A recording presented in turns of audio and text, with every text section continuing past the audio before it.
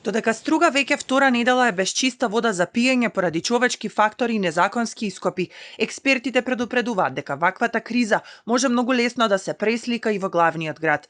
Според Борис Јаначков, поранешен технички директор на Скопски водовод, случајот шум ја разоткрива целосната негрижа за заштитните зони на изворите на секаде низ земјава.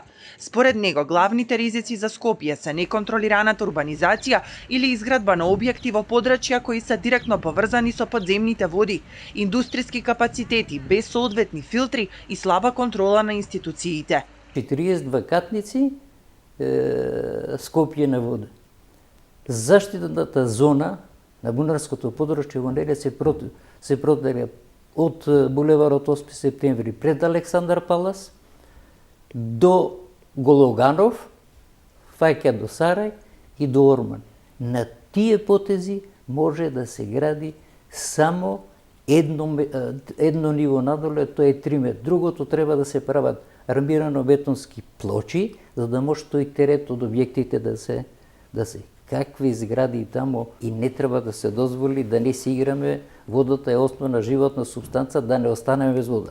Јаначков вели дека надлежните институции не постапуваат правилно кога е во прашање ситуацијата во Струга и прави директна паралела меѓу хаосот со ископите кај шум и една од најголемите ризици за Скопскиот водовод, постоењето на диви депонии во близина на изворот Рашче и бунарите Нерез и Лепенец. Таа депонија треба да ја нема од това. Наша заложба е со години. Меѓутоа дојдено е крај затоа што во пиезометрите кажува зголемина пристува на 600 валентен крон.